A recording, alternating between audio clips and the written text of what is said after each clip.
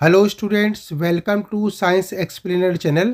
और आज हम लोग शुरू कर रहे हैं अपना न्यू टॉपिक, क्षेत्र सदिश या फिर एरिया वेक्टर किसे कहते हैं। तो देखिए, एरिया वेक्टर करने से पहले मैं आपको बताऊं कि इस चैप्टर का जो आधा पार्ट है वो कंप्लीट हो चुका है, और जिसमें हमने आपको वैद्युत आवेश के बारे में, आवेशों के योग के बारे में, बलों के बारे में, कूलाम के नियम के बारे में ये सब बताया है। जो स्टूडेंट चैनल पर नए हैं वो डिस्क्रिप्शन में दिए गए लिंक से जाकर इसे देख सकते हैं। तो चलिए आज का टॉपिक स्टार्ट करते हैं। तो देखिए, आज का टॉपिक है हमारा क्षेत्र सदिश, एरिया वेक्टर। तो देखिए, एरिया वेक्टर की जो ज़रूरत होती है फिजिक्स में, वो इसलिए होती है क्योंकि कहीं पर अगर हमको क्षेत्रफल देखना है और उसकी दिशा देखनी है, फिजिक्स के अंदर कहीं इस तरीके की आवश्यकता हुई जहाँ पे हमको क्षेत्रफल की दिशा देखनी हो, इसकी आवश्यकता पड़े, तो वहाँ पे हम क्षेत्र सदिश को देखते हैं। तो देखिए, यहाँ पे यही लिखा हुआ है कि हम कई स्थितियों में आते हैं जहाँ हमें न केवल सतह क्षेत्र का परिमाण बल्कि उसकी दिशा भी जानने की आवश्यकता होती है। तो जब ऐसी परिस्थिति आ जाए तो यहाँ पर हम एरिया वेक्टर लगाते हैं। अब देखिए, अगर एरिया वेक्टर आपने लगाया तो कोई ना कोई दिशा की जरूरत होगी। तो इसकी जो दिशा होती है वो समतल के अभिलंबवत होती है। तो देखो, यहाँ मैं पूरा पढ़ देता हूँ कि समतल क्षेत्र सदिश की दिशा समतल के अभिलंब द्वारा निर्दिष्ट की जाती है। कोई अगर समतल है, अभी हम देखेंगे, समतल के लंबवत दिशा में यहाँ पर हमारा जो लंबवत दिशा में जो वेक्टर लगता है वो हमारा क्षेत्रफल वेक्टर लगता है। ठीक है ना, अभी हम इसको देखेंगे। तो देखिए, अगर हम क्षेत्रफल की दिशा देखें तो क्षेत्रफल की जो दिशा होती है, यहाँ पर देखो हमारा एक पृष्ठ है और यहाँ पर हमारी है क्षेत्रफल की दिशा। ds एरिया वेक्टर है, ds का मतलब सरफेस। तो जो इसकी सरफेस की जो दिशा है वो क्या होती है, वो हमारी है ds इंटू एन कैप, यानी कि इसका सदिश वेक्टर। ये इसका परिमाण है, ये इसकी दिशा है। तो देखिए, चित्र में समतल क्षेत्र तत्व ds को एक अभिलंब सदिश ds द्वारा दर्शाया गया है। तो देखो, ds द्वारा क्या दिखाया यहाँ पर, ds द्वारा दिखाया क्षेत्रफल, और ds का जो वेक्टर है, ये जो वेक्टर है यहाँ पर, इसके द्वारा दिखाया इसका क्षेत्रफल का सदिश रूप। और जैसा आपने वेक्टर वाले चैप्टर में पढ़ा था कि जो सदिश की लंबाई होती है वो उसके परिमाण को प्रदर्शित करती है, इसी तरीके से सदिश की लंबाई क्षेत्र तत्व के परिमाण ds को दर्शाती है। और ये जो n कैप है ये हमारे एकांक सदिश को दर्शाता है। और यहाँ देखिए, यहाँ ये लिखा हुआ है कि यदि n समतल क्षेत्र के अभिलंब के साथ एक इकाई सदिश है, तो इकाई सदिश हमारा हो गया n कैप और ds हो गया इसका परिमाण। और ds का मान जितना बड़ा होगा उसका जो मान होगा उतना ही अधिक होगा। और देखिए, ये जो पृष्ठ आपको दिखाया गया है ये पृष्ठ है अपना बंद पृष्ठ। ये कैसा पृष्ठ है हमारा, बंद पृष्ठ है। और बंद पृष्ठ पर अगर हम क्षेत्रफल की बात करें, क्षेत्रफल की दिशा देखें, तो यहाँ पे छोटे छोटे क्षेत्रफल हम यहाँ ले लेते हैं। यहाँ हम छोटे छोटे क्षेत्रफल ले लेंगे और उन छोटे क्षेत्रफलों की जो दिशा होगी वो इस पृष्ठ के लंबवत बाहर की ओर होती है, जिसको मैंने इस तरीके से ds की डायरेक्शन में दिखाया हुआ है। अब देखते हैं इसके कुछ इंपॉर्टेंट नोट पॉइंट। तो देखिए, पहला हमारा नोट पॉइंट ये है कि वक्रीय सतह होने पर हम सतह को छोटे छोटे छोटे क्षेत्र के तत्वों में विभाजित लेते हैं। अगर हमारा वक्रीय पृष्ठ है, अगर हमारा इस प्रकार का पृष्ठ है, तो हम क्या करेंगे, छोटे छोटे क्षेत्रफलों के रूप में हम क्षेत्रफल को मान लेंगे और उसकी डायरेक्शन हम हमेशा इसके लंबवत बाहर की तरफ हम इसको प्रदर्शित करते हैं। तो जो वक्रीय पृष्ठ का जो क्षेत्रफल है उन्हें हम छोटे क्षेत्र तत्वों में विभाजित लेते हैं। अब देखिए, दूसरा पॉइंट हमारा ये है, वक्रीय सतह के प्रत्येक छोटे तत्व को समतलीय क्षेत्र माना जा सकता है। तो जो वक्रीय पृष्ठ होता है, जैसे पृथ्वी है हमारी, पृथ्वी तो हमारी अंडाकार है, लेकिन अंडाकार तो जरूर है लेकिन हमको लगती नहीं है। क्यों? क्योंकि उसका जो पृष्ठ है वो बहुत बड़ा है। वहाँ पर जो पृष्ठ है हमारा, हमको ऐसा लगता है हर जगह समतल समतल है। इसी तरीके से अगर हम एक किसी गोले के ऊपर या किसी वक्र पृष्ठ के ऊपर मुड़े हुए सतह के ऊपर अगर हम क्षेत्रफल की कल्पना करते हैं तो हम लोग लेते हैं कि उसका मान कैसा होगा, समतलीय क्षेत्र हमारा होता है, और ऐसे पृष्ठ को हम समतलीय क्षेत्र मानते हैं। और देखिए हमारा जो नेक्स्ट पॉइंट है, इंपॉर्टेंट पॉइंट है कि सामान्य रूप से बंद सतह के प्रत्येक क्षेत्र तत्व से जुड़े वेक्टर की दिशा बाहरी खींचे गए अभिलंब के साथ होती है। मतलब अगर हम यहाँ पर क्षेत्रफल का वेक्टर खींचें तो हमेशा हम लोग क्या करते हैं, अभिलंब के साथ ही क्षेत्रफल का वेक्टर लेते हैं। क्षेत्रफल हमेशा अभिलंब ही लिया जाता है। और देखिए इस पॉइंट की जो आवश्यकता पड़ेगी वो पड़ेगी हमारी वैद्युत क्षेत्र जब हम निकालेंगे, वैद्युत फ्लक्स निकालेंगे, उसकी डायरेक्शन को देखने के लिए इस पॉइंट की आवश्यकता पड़ेगी। अब चलिए नेक्स्ट पॉइंट पे हम लोग पढ़ते हैं कि वैद्युत फ्लक्स किसे कहते हैं। अब देखिए स्टूडेंट्स, ये आता है हमारा नेक्स्ट पॉइंट और बहुत ही ज़्यादा इम्पॉर्टेंट पॉइंट। और इसके बाद जो हमारी जो चैप्टर आगे बढ़ेगा, हमारा चैप्टर आगे बढ़ेगा, वो इसी पॉइंट के आधार पर आगे बढ़ेगा। ये हमारा कॉन्सेप्ट है विद्युत फ्लक्स का, इलेक्ट्रिक फ्लक्स का। तो देखियो इलेक्ट्रिक फ्लक्स होता क्या है। फ्लक्स शब्द का अर्थ होता है एक प्रकार के प्रवाह से होता है। किसी भी चीज़ का जो प्रवाह होता है, प्रवाह को हम लोग क्या कहते हैं, फ्लक्स कहते हैं। जैसे अगर चुंबकीय बल रेखाएं निकल रही हों तो उसको कहेंगे चुंबकीय फ्लक्स, और अगर वैद्युत बल रेखाएं निकल रही हैं तो उसको कहेंगे वैद्युत फ्लक्स। तो जो फ्लक्स शब्द है वो प्रवाह को बताता है, फ्लो को बताता है। अब देखिए विद्युत फ्लक्स विद्युत क्षेत्र का एक गुण होता है।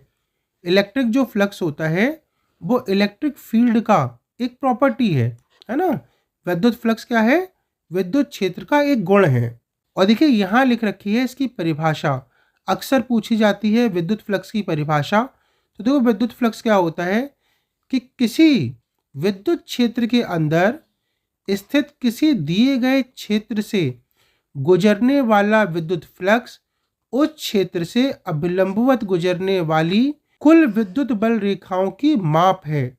तो हमारा विद्युत फ्लक्स क्या है कि किसी भी क्षेत्रफल से लंबवत, है ना, किसी भी क्षेत्रफल से लंबवत गुजरने वाली विद्युत बल रेखाओं की जो माप है, यानी कि जितनी विद्युत बल रेखाएं इसमें से गुजर रही हैं उसकी जो संख्या होती है उसी को हम लोग विद्युत फ्लक्स कहते हैं।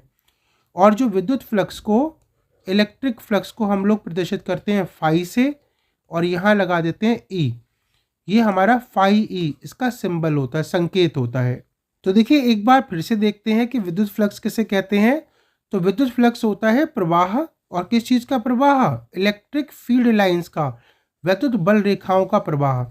तो देखिए विद्युत फ्लक्स क्या होता है, विद्युत फ्लक्स हमारा होता है विद्युत क्षेत्र का एक गुण, और ये हो गई हमारी परिभाषा। तो इस तरीके से हम लोग निकालते हैं विद्युत फ्लक्स। अब देखिए नेक्स्ट टॉपिक पे आते हैं।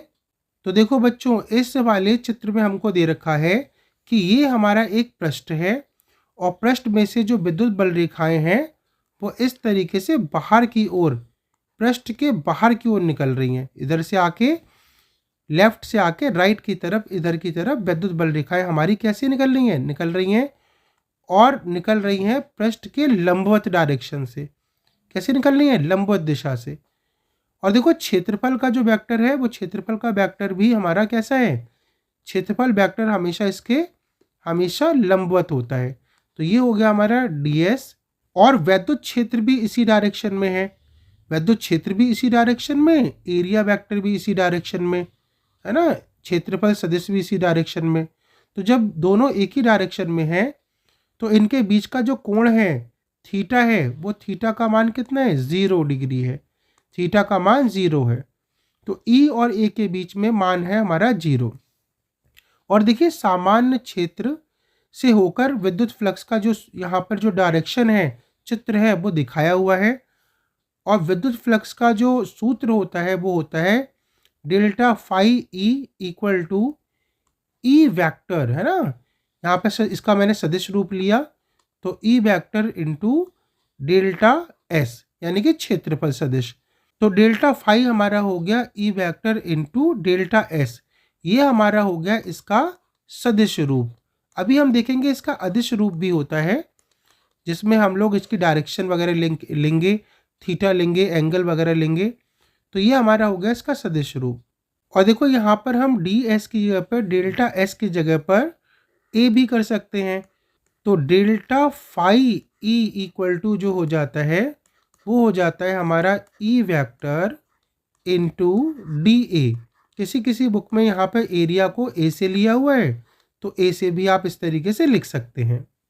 अब देखो बच्चों, अब तक तो हमने ये देखा कि जो वैद्युत बल रेखाएं होती थीं वो हमेशा कैसी होती थी, पृष्ठ के लंबवत इस तरीके से सीधे सीधे निकल रही थी। लेकिन ऐसा थोड़ी होगा जनरल लाइफ में कि हमेशा वैद्युत बल रेखाएं इस तरीके से लंबवत क्षेत्रफल के निकलें।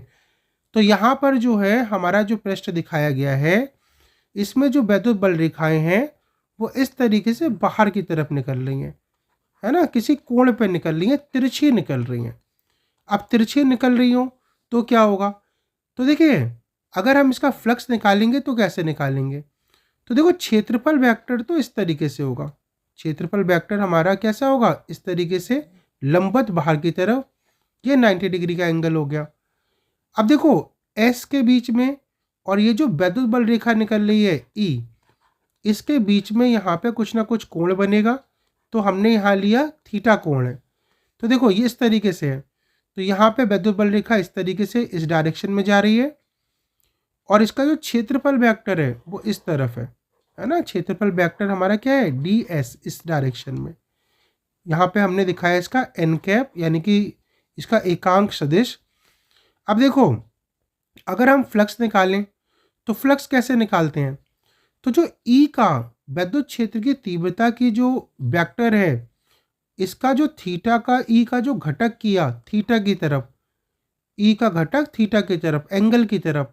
और हमें पता है कि भाई ई का घटक अगर किसी कोण की तरफ होता है तो 11वीं क्लास से आपने पढ़ रखा है, उसका मान जो होता है वो ई कॉस थीटा होता है। ये जो लिखा हुआ है ई कॉस थीटा, तो ई कॉस थीटा हो गया, ई कॉस थीटा इंटू क्षेत्रफल सदिश, इन दोनों का गुणा करके ही हमारा फ्लक्स निकल के आएगा। तो देखो फ्लक्स जो होता है, फ्लक्स हमारा निकल के आया delta phi E equal to E cos theta into क्षेत्रफल सदिश डेल्टा एस।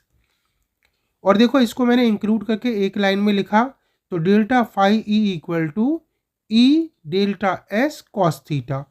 और थीटा क्या है यहाँ पर, थीटा है हमारा ई यानी कि वैद्युत क्षेत्र की तीव्रता, और क्षेत्रफल सदिश इसके बीच का कोण है हमारा थीटा। तो ई ए या फिर E D S cos theta. और ये जो यहाँ लिखा हुआ है E vector dot D S, ये इसका हो गया सदिश रूप। तो ये जो सूत्र है वो तब यूज होगा जब ई यानी कि वैद्युत क्षेत्र की तीव्रता और क्षेत्रफल सदिश के बीच में कोई ना कोई कोण दे रखा हो, या फिर वैद्युत बल रेखाएं पृष्ठ के लंबवत ना गुजर कर इससे कुछ ना कुछ कोण बना रही हूँ, तब के लिए ये सूत्र उपयोगी होगा। अब देखिए नेक्स्ट टॉपिक पे आते हैं कि यहाँ पे देखो यहाँ पे दे रखा है बंद पृष्ठ। और अभी अभी मैंने बताया था कि अगर कोई बंद पृष्ठ है तो हम यहाँ पे जो क्षेत्रफल सदिश लेते हैं वो छोटे छोटे समतलीय क्षेत्रफल सदिश के रूप में लेते हैं। तो ये हमारा हो गया डी एस यानी कि पहला पृष्ठ। और ऐसे ही हम बहुत सारे इस पर छोटे छोटे सदिश ले सकते हैं जिसके अंदर जो क्षेत्रफल की जो डायरेक्शन होती है वो लंबवत बाहर की तरफ होती है। अब देखो इसमें से भी अगर वैद्युत क्षेत्र की तीव्रता निकले यानी कि वैद्युत बल रेखाएं निकलें और लंबवत बाहर की तरफ ना निकलें, ई और क्षेत्रफल के बीच में कोई कोण हो, तो देखो कोण अगर यहाँ पर है थीटा, तो यहाँ पे अगर कोण होगा तो इसका भी जो मान होगा यानी कि डेल्टा फाई फ्लक्स निकलेगा हमारा, वो हमारा निकलेगा ई डेल्टा एस और कॉस थीटा, है ना। जैसे अभी अभी पहले मैंने बताया था कि तो इस तरीके से यहाँ से हम इसका फ्लक्स निकालेंगे। तो चाहे समतलीय पृष्ठ हो चाहे कोई बंद पृष्ठ हो, इस पर हम इस तरीके से फॉर्मूला लगाकर अपना वैद्युत फ्लक्स निकालते हैं।